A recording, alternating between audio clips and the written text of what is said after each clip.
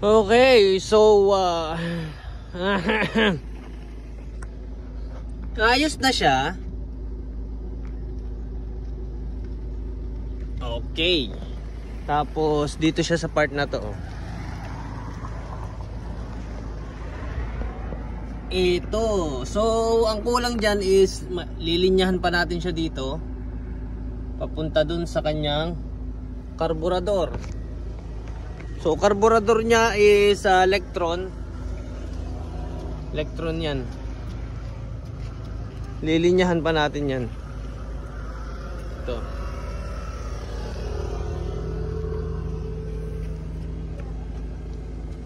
So ang poproblemahin pa natin dyan ay yung magiging connection niya galing dito sa kanyang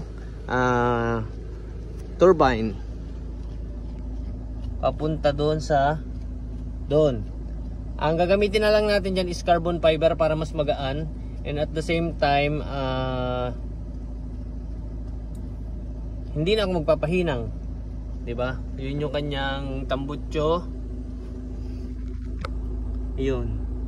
Connected doon sa ilalim.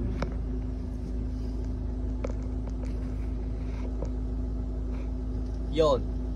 Connected dyan. So, instead na intercooler ang ikabit natin, hindi intercooler ang ikakabit natin dyan. Simpleng tubo lang siya, pabalik doon. Tapos, lalagyan natin siya ng methanol injection. Yung methanol injection, yun yung magpapalamig sa mismong hangin na papasok sa ating karburador. Ito yung ating tangke.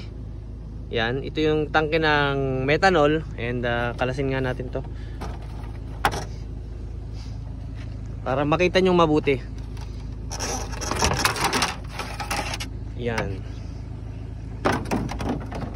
Okay, so yan yung ating Electron. And tatanggalin na natin itong ating velocity stack na to. Tapos yung ating turbo is dadaan papunta doon. Kaya papunta dito, liliko dito sa bandang ito. Yan. Ang magiging problema naman natin sunod is yung pressure na galing doon sa turbo is patatalsikin. Ang pressure galing sa turbo patatalsikin yung mga gasolina natin papunta dito sa mga breather. Yan. Tsaka doon.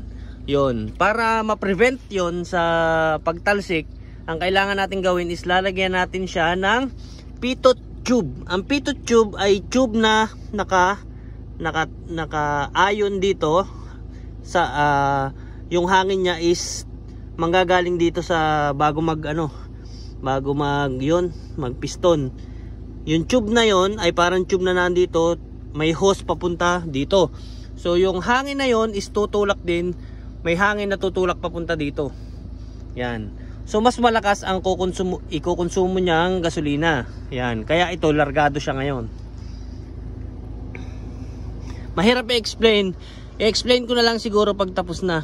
Tapos sa mga gustong magturbo dyan, sa gustong magturbo ng motor, so gayahin nyo na lang kung ano yung ginawa ko dito sa motor na to. Isa lang naman ang konsepto nyan sa mga carb type. Isa lang yung konsepto nyan pag nagturbo. Kailangan nyo lang ng pitot tube. Ipapakita ko sa inyo mabuti para magaya nyo. And para meron kayo ng reference ano ang dapat ninyong gawin pag nagturbo kayo ng carb type. Pwede rin naman ang draw through. Ang draw through, mga ka-hardcore is kukunin nyo yung karburador nyo na ito, dito nyo isasalpak. Nandito yung karburador nyo sa baba. Pahigop yung inyong gasolina papunta dito. So wala kayong karburador na nakakabit dyan. Karburador nyo nakakabit na nandito. Pero mas malakas kapag patulak kaysa pahigop. Kaysa pahigit. Yan. Mas malakas kapag basta. So maglalabas na lang ako ng vlog niyan sa mga gustong magturbo dyan ng carb type. Gayahin nyo na lang kung anong ginawa ko para meron kayong reference pag kayo na mismo yung nagturbo ng mga motor nyo. Alright, so hanggang dito na lang muna. And ayun lang. Nakakabit na yung turbo natin. Ayun, oh. So tambutso nya, ayan, yun lang, maiksi lang. Okay. Ayos.